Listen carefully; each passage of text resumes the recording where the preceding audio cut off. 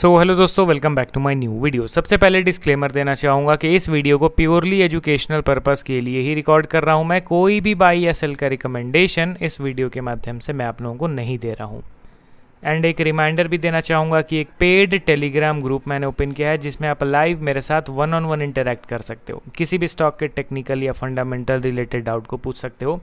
Group join करने के लिए आपको वन टाइम का पेमेंट सिर्फ करना है ₹3999 का, एंड लाइफ टाइम का सब्सक्रिप्शन आपको मिल जाएगा। ग्रुप ज्वाइनिंग लिंक वीडियो के डिस्क्रिप्शन बॉक्स में दिया गया है, वहीं पे मेरा ईमेल आईडी भी मेंशन्ड है। आप चाहें तो मुझे ईमेल भी कर सकते हो फॉर दिस ज्वाइनिंग पर्पस। तो दोस्तों, वीडियो का थंबनेल तो आप लोगों ने देख लिया होगा। आज इस वीडियो में मैं अपने पर्सनल फेवरेट 4 ऐसे स्टॉक्स के बारे में बात करने वाला हूं जो आने वाले 5 ईयर्स के लिए मैं बेट लगाना चाहूँगा। मतलब आने वाले 5 साल में मैं इसमें एक अच्छा खासा आउट परफॉर्मेंस एक्सपेक्ट कर रहा हूँ। ऐसा सोच रहा हूँ कि अब यहाँ पे शॉर्ट टू मीडियम टर्म में एक ज़बरदस्त बुलिश मोमेंटम देखने को मिलेगा। शॉर्ट टर्म का व्यू नहीं है दोस्तों, 1 महीने 2 महीने का व्यू नहीं है मेरा व्यू है 5 साल का। एंड आने वाले 5 साल में स्टॉक में ज़बरदस्त तेज़ी बरकरार रहेगी, ऐसा मेरा एक्सपेक्टेशन है। क्यों मेरा ये एक्सपेक्टेशन है, कौन से हैं ये चारों स्टॉक्स, चलिए डिटेल वे में बात किया जाए।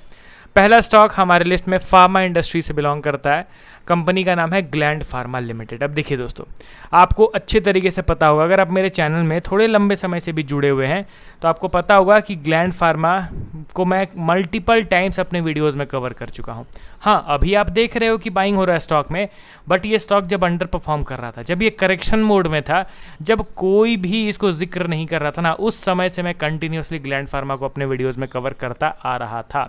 अभी तो चलिए नो डाउट अभी तो सारे लोग कवर करेंगे क्योंकि इनके रिजल्ट्स में भी ज़बरदस्त तेज़ी आ गई, स्टॉक भी अच्छा खासा लोअर लेवल से ऊपर उठने लग गया है। अगर आप इनके रिसेंटली क्वार्टरली रिजल्ट्स को देखोगे तो इनका जो नेट प्रॉफिट है वो इंक्रीज़ हुआ है 97% से, सेल्स बढ़ गया 22% से।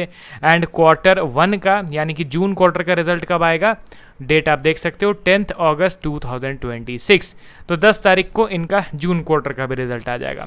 बट इसके पहले ही ये हमेशा चीज़ आप माइंड में बैठा के चलिए दोस्तों, मैं तो अपने माइंड में प्रॉपरली इसको चिपका चुका हूँ कि रिजल्ट अच्छे आने वाले होंगे या ख़राब आने वाले होंगे, स्टॉक में मोमेंटम पहले हो चुका रहता है। हमेशा जब आप कोई लेटेस्ट न्यूज़ पढ़ रहे हो तो ये समझ के चलिए कि वो लेटेस्ट न्यूज़ सिर्फ आपके लिए लेटेस्ट है। मार्केट के बिग प्लेयर्स ऑलरेडी वो सारे न्यूज़ को डाइजेस्ट कर चुके हैं, already most of the factors priced इन हो चुके रहते हैं। अब ग्लैंड फार्मा के स्टॉक को अगर ध्यान से देखोगे तो ये स्टॉक फंडामेंटली तो मुझे पसंद था ही। एंड जब कोई एक इंडस्ट्री ही स्ट्रगल कर रहा है तो मैं किसी एक पर्टिकुलर स्टॉक को क्यों ब्लेम करूं। आप ध्यान दीजिए, पिछले कुछ साल की बात है, 1-2 साल पहले की बात है, इंटायर फार्मा इंडस्ट्री ही स्ट्रगल कर रहा था। छोटी ही नहीं, बड़े बड़े कंपनीज़ के भी प्रॉफिट गिर रहे थे। तो ऐसे में अगर ग्लैंड फार्मा का प्रॉफिट गिरेगा तो मैं क्या इसको ब्लेम करूंगा? बिल्कुल नहीं, ये तो लॉजिकल नहीं है। अब यहाँ पे ग्लैंड फार्मा वापस से रिकवर करना स्टार्ट कर गया। इनके अर्निंग्स नीचे गिरे थे, यहाँ पे आप देखो तो इनका अर्निंग नीचे गिरा था, अब देखो वापस से रिकवर कर रहा है। इस तरीके का अर्निंग का जो रिकवरी है ना, वो आपको ऑलमोस्ट ज़्यादातर फार्मा कंपनीज़ में मिल जाएगा। प्रीवियस वीडियो में मैंने डिविस लेबोरेटरीज़ को कवर करा था, उसके वैल्यूएशन के चार्ट को देखो, वहाँ पे भी आपको इस तरीके में अर्निंग में डिप दिखेगा। तो चलिए, पूरा इंडस्ट्री स्ट्रगल कर रहा था, वापस से रिवाइव मोड में आ चुका है। And gland pharma after a long time एक ज़बरदस्त ट्रेंड रिवर्सल चार्ट पैटर्न बना चुका है। एंड जब ये चार्ट पैटर्न बन रहा था, अंडर प्रोसेस था, तब से ही मैं वीडियोस अपलोड करना स्टार्ट कर दिया था। देखिए, जब ये नीचे गिर रहा है तब बार बार कंटिन्यूसली कवर करने का क्या ही ज़रूरत है, ये तो नीचे गिर रहा है। जब कुछ होगा, डायरेक्शन में बदलाव आएगा तब ना वीडियो बनाऊंगा मैं। यहाँ पे जब कंसोलिडेशन स्टार्ट होना तब मुझे लग गया कि नहीं भाई, कुछ तो यहाँ पे चेंज हो सकता है इनके डायरेक्शन में, तो मैंने वीडियोस अपलोड करना स्टार्ट करा।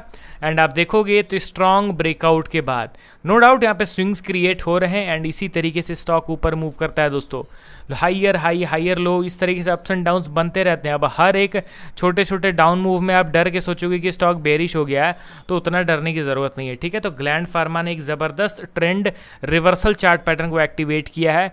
मेरे टेक्निकल एनालिसिस के कॉन्सेप्ट के हिसाब से मैं इसको आने वाले 5 साल में के लिए अच्छा खासा आउट परफॉर्मेंस के लिए एक्सपेक्ट करके चल रहा हूँ। अगला स्टॉक हमारे लिस्ट में बजाज ग्रुप से बिलोंग करता है। बजाज फाइनेंस की तो सब बात कर रहे हैं, बट उसकी पेरेंट कंपनी बजाज फिनसर्व की कोई बात नहीं कर रहा है। 1.75% का तेज़ी हम लोगों ने आज के दिन देखा, 2065 के लेवल पे इसने क्लोजिंग दे दिया है। अब इसका रिजल्ट अगर देखोगे तो similar kind of Bajaj finance की तरह ही दिखेगा। ऑल टाइम हाई पे अर्निंग चल रहा है, ऑल टाइम लो पे पी रेशियो चल रहा है, 74 से गिर के पी रेशियो 34 पे आ चुका है। प्लस अगर आप इनके इन्वेस्टर के सेक्शन पे नज़र डालोगे तो एज यूजुअल पहले भी स्ट्रांग था बहुत शेयर होल्डिंग, अभी भी स्ट्रांग है। अब यहाँ पे टेक्निकली अगर आप इसके चार्ट को देखोगे तब आपको पता चलता है कि ये देखिए बजाज फाइनेंस तो ब्रेकआउट देके मस्त हाई पे हाई का क्रिएशन कर रहा है, ऑल टाइम हाई बनता जा रहा है। देखिए बजाज फाइनेंस के चार्ट को देखिए, ब्रेकआउट इसने दिया एंड अभी ये करंटली ऑल टाइम हाई पे ट्रेड कर रहा है। बट ऐसा चार्ट आपको बजाज फिनसर्व में नहीं दिख रहा। बजाज फिनसर्व में अभी भी शार्प मोमेंटम बाकी है। बजाज फिनसर्व के चार्ट को यहाँ पे देखिए, मैं जूम आउट करता हूँ एंड ये आप देखिए इस लाइन को अब मैं डिलीट कर देता हूँ, ये पहले काम के लिए था अब नहीं है, इसको मैं डिलीट कर देता हूँ। अब देखिए दोस्तों यहाँ पे आप क्या देखोगे कि एक यहाँ पे एक चार्ट पैटर्न बन रहा है, ये देखिए, ठीक है। एंड कब से बन रहा है? फ्रॉम 2021, 2021, 22, 23, 24, 25 अप्रॉक्स 5.5 ईयर्स का strong consolidation despite publishing good quarterly results. हम लोग इसमें बड़ा मूव नहीं देख रहे हैं, तो यहाँ पे इसके ब्रेकआउट के बाद दोस्तों ज़बरदस्त अप मूव आने वाले कुछ साल तक तो बरकरार देखने को मुझे मिलेगा। अब बढ़ते हैं हम लोग अगले स्टॉक की ओर। हमारे लिस्ट में आपके सामने है आरती इंडस्ट्रीज़, केमिकल सेक्टर से बिलोंग करता है। 487 के लेवल पे इसने क्लोजिंग दे दिया। जैसा आप देख रहे हो ना कि फार्मा इंडस्ट्री रिवाइव मोड में आ चुका है, अभी तक केमिकल इंडस्ट्री रिवाइव मोड में नहीं आया। जब ये रिवाइव मोड में आने वाला रहेगा ना, तेज़ी उसके पहले से ही दिखनी स्टार्ट हो जाएगी एंड जब एक्चुअल वे में अर्निंग पब्लिश होगा तब हम लोग बाइंग करेंगे। बट अनफॉर्चुनेटली देखेंगे तो स्टॉक तो ऑलरेडी ऊपर भाग चुका रहेगा उस समय, समझ रहे हो ना। तो इसीलिए जब पहले ही स्टॉक में स्ट्रेंथ दिखने लग जाए, बाइंग होने लग जाए, तो हमें अलर्ट हो जाना चाहिए कि भाई जब सब कुछ गड़बड़ ही है तो अचानक से बाइंग क्यों हो रहा है, अचानक से स्ट्रेंथ का बिल्डअप क्यों हो रहा है, समझ रहे हो ना। आरती इंडस्ट्रीज़ करंटली 487 के लेवल पे ट्रेड कर रहा है एंड इसमें कोई दो राय नहीं है कि ये केमिकल इंडस्ट्री की one of the largest company है। ये आरती इंडस्ट्रीज़ वेल रिनाउंड कंपनी है। एंड आरती इंडस्ट्रीज़ को देखोगे तो जब से ये गिरना स्टार्ट किया है तब से जाके एक बार भी एक स्ट्रॉन्ग बेस का क्रिएशन नहीं हुआ था। अभी यहाँ पे फाइनली एक बेस बन रहा है तगड़ा वाला।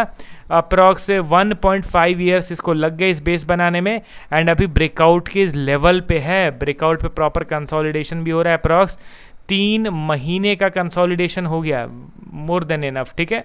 अब मैं बस यहाँ पे ब्रेकआउट का इंतज़ार कर रहा हूँ, ठीक है। इस स्टॉक को भी आप अपने रडार पे रख सकते हो। एंड लास्ट स्टॉक हमारे लिस्ट में जो मेरा पर्सनल फेवरेट, इनफैक्ट मेरे पोर्टफोलियो में भी एडेड है, मैं झूठ क्यों कहूँगा, ये स्टॉक का नाम है Hindustan foods limited. Multiple times इसको भी मैंने कवर करा था। इसको भी अगर देखोगे तो पिछले 5 साल से इसमें भी कुछ मोमेंटम नहीं आया है। एंड एक बार इनके वैल्यूएशन को देख लिया जाए, फंडामेंटल रेशियोज़ को देख लिया जाए, तब पता चलता है कि नहीं भाई ये तो मुझे बहुत ज़्यादा अट्रैक्ट करेगा अगर इनके फंडामेंटल के रेशियोज़ को देख लूँ मैं। वैल्यूएशन देख लो, ऑल टाइम लो पे चल रहा है। कहाँ 140 के आसपास पी रेशियो था, अभी 46 के आसपास आ गया है। Earning all time high. Investor के सेक्शन पे नज़र डालेंगे तो इतनी छोटी कंपनी, मार्केट कैप है महज कितना, 7,000 करोड़। ये एक तरीके से स्मॉल कैप कैटेगरी की कंपनी है। एंड यहाँ पे शेयर होल्डिंग पे नज़र डालो तो पब्लिक का शेयर होल्डिंग 22% था, जो कि गिर के अभी 17% हो गया। यानी कि बड़े प्लेयर्स ने जम के स्टॉक को खरीदा। स्पेशली डीआईज की मैं बात करूँ, 6% से बढ़ के 14% हो गया है। एंड इस स्टॉक को भी मैं आने वाले 5 साल में एक अच्छा खासा बुलिश मूव एक्सपेक्ट करके चल रहा हूँ। तो ये 4 मेरे पर्सनल फेवरेट स्टॉक्स हैं आने वाले 5 साल के लिए। आप अपना पॉइंट ऑफ व्यू बताइए। मिलता हूँ अब कल नए वीडियोज़ के साथ। Okay then, bye bye.